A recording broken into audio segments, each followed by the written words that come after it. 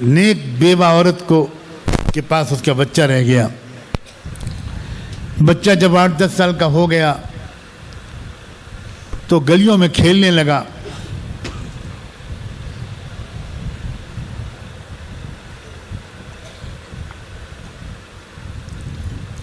ماں کو فکر ہوئی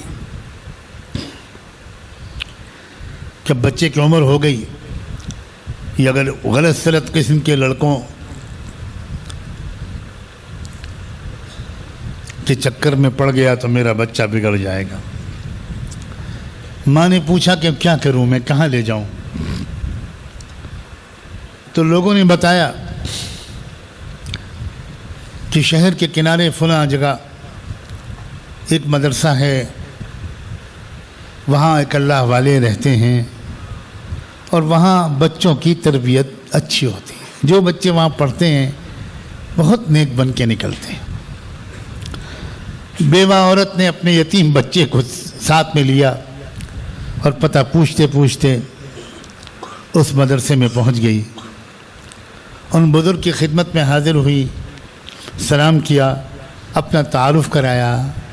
حضرت میں غریب بیوہ عورت ہوں، یہ میرا یتیم بچہ ہے. لوگوں کے گھروں میں کام کاج کر کے اپنا اور اپنے یتیم بچے کا پیٹ پالتی ہوں. بچے کی نگرانی نہیں کر سکتی. اب بچہ بڑا ہو گیا، میں چاہتی ہوں کہ آپ اس کو اپنے پاس رکھ لیں اور اس کی بہت اچھی تربیت کر دیں، اس لیے لے کر آئی ہوں. وہ بزرگ ان باتوں سے متاثر ہوئے اور انہوں نے کہا کہ ٹھیک ہے، تم بچے کو چھوڑ جاؤ، میں انشاءاللہ پوری کوشش کروں. جانے سے پہلے اس بچے کی ماں نے ان بزرگ سے ایک بات اور کہنے کی اجازت چاہی. کہا حضرت پہلی بار یہ بچہ ماں کی گود سے نکل رہا ہے، اس کو بہت یاد آئے گی میری. باپ تو اس کے دنیا میں ہے نہیں، ہوتے تو یہاں آ کر وہ ملتے رہتے. اب یہ بچہ آپ سے گھر آنے کی چھٹی مانگے گا. میری آپ سے گزارش یہ ہے کہ آپ اس کو چھٹی مت دیجیے گا. آپ تو اس کو میرے پاس واپس تب بھیجیے گا جب یہ اللہ کا ولی بن جائے. یہ سچا قصہ ہے. یہ وہ بزرگ بہت عجیب ان کا تاثر ہوا کہ یہ عورت تو کمال کی عورت ہے، عجیب ہے، اللہ کی بندی. بڑا دل متاثر ہوا. کہنے لگے بہن بہت اونچی بات تم نے کہی ہے، تم دعا سے میری مدد کرنا. جاؤ میں کوشش کروں. ماں بچے کو بزرگ کے حوالے کر کے چلی گئی. کئی مہینے تک تو بچے نے برداشت کیا، لیکن آخر بچہ ماں کی یاد آئی، بے چین ہو گیا، بے قرار ہو گیا. ایک دن اس نے اپنے استاد سے اجازت مانگی کہ حضرت بہت دن ہو گئے، اب آپ مجھے ایک دن کی چھٹی دے دیجیے، ایک دن کی. میں جا کر اپنی ماں کو دیکھاؤں، ایک دن ان کے پاس رہ لوں. میں وعدہ کرتا ہوں میں کل آ جاؤں. بزرگ نے کہا. بزرگ پریشان ہو گئے. اس لیے پریشان ہوئے کہ وہ سوچنے لگے کہ اگر میں بچے کی بات مان کر چھٹی دے دیتا ہوں تو ماں سے کیا ہوا وعدہ ٹوٹتا ہے، اور اگر میں چھٹی نہیں دیتا تو اس معصوم بچے کا دل ٹوٹ جائے گا. تو میں کیا کروں؟ اللہ کی طرف متوجہ ہو کر انہوں نے مانگا، اے اللہ مجھے سجھا دیجئے، سمجھا دیجئے، میرے دل میں ڈال دیجئے کہ میں کیا کروں. اللہ نے رہبری فرمائی. دل میں ان کے ایک خیال آ گیا. بچے کو بلایا. انہوں نے کہا بیٹا ایسا کرو، میں تم کو سبق دیتا ہوں، شام تک پورا سبق یاد کر کے سنا دو گے تو میں تم کو چھٹی دے دوں. بچہ خوش ہو گیا. جی دے دیجئے. استاد نے جان بوجھ کر اتنا سبق دے دیا کہ شام تک یاد کرنے کا کوئی امکان ہی نہیں. استاد نے سوچا کہ یاد تو ہوگا نہیں. تو نہ بچے کا دل توڑنے کا الزام میرے اوپر لگے گا، نہ ماں کا وعدہ توڑنے کا۔ اب بچہ اندر گیا، اس نے جو کتاب کھول کر پورا سبق کا اندازہ کیا تو وہ سمجھ گیا کہ یہ تو شام تک یاد نہیں ہو پائے گا۔ اب کیا کروں؟ استاد کے پاس جاؤں، سبق کم کرواؤں؟ خیال آیا کہ یہ بے ادبی ہے، استاد کے فیصلے کو بدلوانا یہ ادب کے خلاف ہے۔ اس لیے اس نے کیا کیا، کتاب کنارے رکھی، ادب کے ساتھ 2 رکعت نماز پڑھی اور اپنے ننھے منھے ہاتھ اٹھا کر اللہ سے مانگنا شروع کیا۔ اللہ، آپ جانتے ہیں کہ میں ایک یتیم بچہ ہوں، باپ دنیا سے چلے گئے، ماں کو دیکھنے کے لیے میرا کیا حال ہے، دل کتنا بے چین ہے، یہ استاد نہیں جانتے، آپ جانتے ہیں۔ میں رات میں جب لیٹتا ہوں، استاد جی تو یہ سمجھتے ہیں کہ میں سو گیا، لیکن اللہ آپ جانتے ہیں کہ میں بہت دیر تک تکیے میں منہ چھپا کر اپنی امی کی یاد میں روتا رہتا ہوں۔ اس لیے اللہ، شام تک یہ میرا سبق یاد کروا دیجئے، آپ کو اس قدرت کا واسطہ جس کے بارے میں بچپن سے سنتا چلا آ رہا ہوں کہ آپ سب کچھ کر سکتے ہیں۔ اب بچے نے دعا مانگنے کے بعد سبق یاد کرنا شروع کیا تو شام تک اس کو پورا سبق یاد ہو گیا۔ استاد کے پاس آیا، سبق سن لیجئے۔ استاد کو یقین تھا کہ پورا سبق تو یاد ہونے کا کوئی سوال ہی نہیں۔ استاد نے کہا بیٹا سناؤ۔ اب جو بچے نے سبق سنانا شروع کیا تو استاد حیران رہ گئے۔ اس نے پورا سبق اس طرح سنایا کہ کہیں نہیں بھولا اور کہیں نہیں اٹکا۔ اب استاد مجبور ہو گئے، وعدہ کر چکے تھے، کہا جاؤ بیٹا جاؤ، بس یاد رکھنا کل آ جانا۔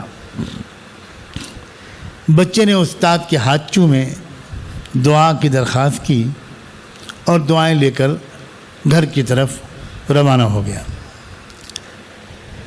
بچہ راستے میں خوش خوش جا رہا تھا، اچھلتا کودتا، گیت گاتا، ماں کے تصور میں کھویا ہوا، ایسے پہنچوں گا، آواز دوں گا، چھپ جاؤں گا، امی مجھے ڈھونڈیں گی، پیچھے سے آ کر امی کے لپٹ جاؤں گا، پھر اس کے بعد امی سے لپٹ کر سوؤں گا۔ اتنے دن ہو گئے، خوش خوش جا رہا ہے۔ گھر پہنچا، گھر کا دروازہ بند تھا، آواز لگائی امی، ماں اندر تھی، کوئی جواب نہیں ملا۔ پھر زور سے پکارا امی، پھر کوئی جواب نہیں آیا۔ پھر کہا امی دروازہ کھولیے، تو اندر سے ماں نے پوچھا کون ہے دروازے پر؟ تو بچے نے کہا امی میں آپ کا بایزید ہوں۔ تو ماں نے اندر سے کہا بیٹا یہ والا میرا بایزید نہیں ہو سکتا، میرا بایزید تو تب آئے گا جب وہ اللہ کا ولی بن جائے گا۔ میں تو استاد سے وعدہ لے کر آئی ہوں، یہ والا میرا بایزید نہیں ہو سکتا۔ بچہ سمجھ گیا کہ ماں نہیں چاہتی، ماں نہیں چاہتی کہ میں گھر میں آؤں، میرا دھیان بڑھ جائے گا، میری توجہ بڑھ جائے گی، میری نیکی پر دھبا لگ جائے گا۔ وہیں کھڑا روتا رہا، کچھ دیر رویا، آنسو بہائے، پھر واپس مدرسے کی طرف چل پڑا۔ گیا تھا خوش خوش، آیا بڑا غمگین۔ استاد کے پاس پہنچا، سلام کیا، استاد حیران رہ گئے، بیٹا کیا ہوا، کہ تم کیسے ہے، خیریت، کیوں واپس آ گئے؟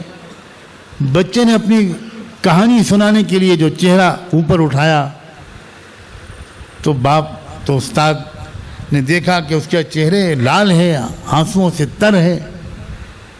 جلدی سے استاد نے اپنے عمامے کے کونے سے بچے کا چہرے کے آنسو پہنچے اور کہا بیٹا کیا بات ہے، جلدی بتاؤ، خیریت تو ہے، کیوں، کیا بات کیا ہے؟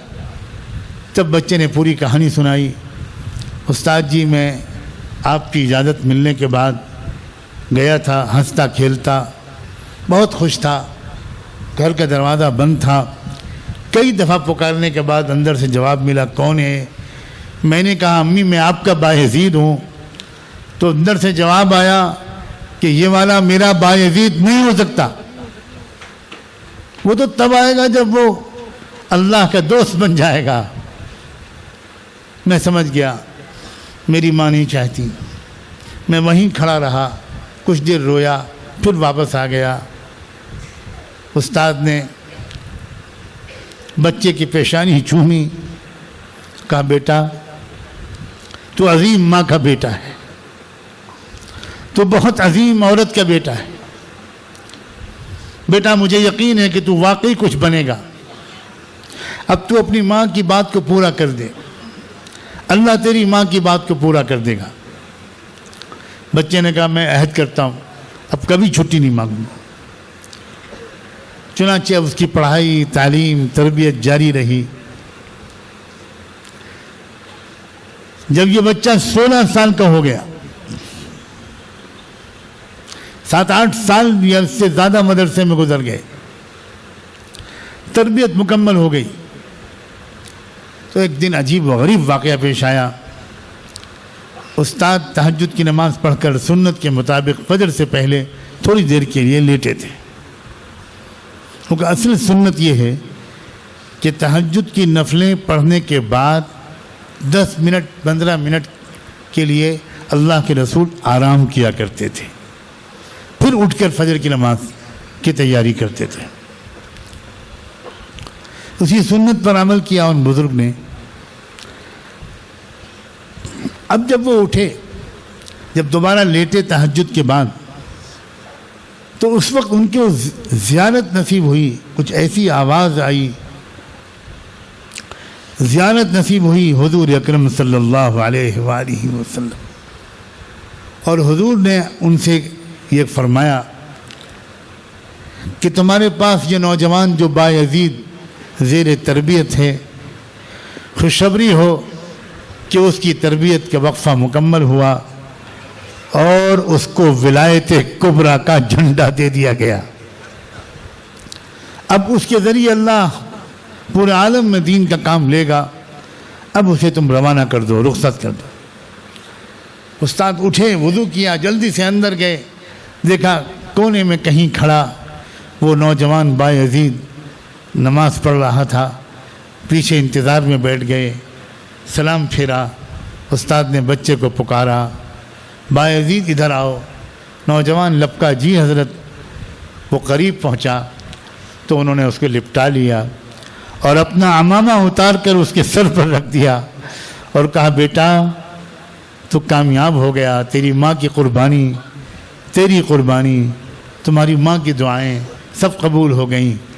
تجھے تو بہت اونچا مقام مل گیا. اب جاؤ, اللہ تم سے دین کا کام لے گا. اب تم کو یہاں رہنے کی ضرورت نہیں. بچے نے استاد کے ہاتھ چومے, قدم بوسی کی, دعا کی درخواست کی. دعائیں لے کر پھر سے روانہ ہوا. وہی راستہ تھا, وہی گھر, وہی دروازہ. آج بھی دروازہ بند تھا. اب جو جا کر وہاں اس نے آواز لگائی, امی, تو آج پہلے ہی آواز پر ماں دوڑ کر آئی اور دروازہ کھول دیا. سامنے نوجوان, سنت کا نور سر سے پیر تک برستا, سامنے کھڑا تھا اس کا بیٹا. بیٹا آ گیا تو, میرا لال, میرے جگر کا ٹکڑا تو آ گیا. بیٹا جلدی سے ماں کے قدموں پر گر گیا. امی میں آ گیا, امی میں آ گیا. ماں نے بچے کو کلیجے سے لگایا, اندر لے گئی, بستر پہ بٹھایا, کہا تھوڑا انتظار کر لو, میں ابھی گرم گرم کھانا تجھے کھلاؤں گی, ذرا میں پہلے 2 رکعت نماز پڑھ کر اپنے مالک کا شکر تو ادا کر لوں. اس نے اپنا پھٹا پرانا بوریے والا مصلی اٹھایا, بچھایا, 2 رکعت نماز پڑھی, اللہ کا شکر ادا کیا اور یہ کہا اللہ اسی دن کے لیے میں تجھ سے زندگی کی مہلت مانگتی تھی. اب مجھے جینے کی کوئی تمنا نہیں ہے. اب آپ جب چاہیں مجھے ایمان کے ساتھ اٹھا لیں. آپ نے میری دعا قبول کر لی, میرے بیٹے کو بنا دیا. یہی بیٹا تھا بایزید ابوسطامی رحمۃ اللہ علیہ, جن کا حال یہ ہے کہ تزکیہ نفس اور احسان کا کوئی طریقہ اور علم حدیث کی کوئی سند ایسی نہیں ہے جو بایزید بسطامی کو چھوڑ کر اوپر پہنچتی ہو۔ پورے عالم کے اندر جتنا فیض بایزید بسطامی کا پہنچا ہے شاید ہی کسی اور کا پہنچا ہو۔ یہ قربانی، یہ جذبہ تھا اس بچے کا، یہ جذبہ تھا اس ماں کا۔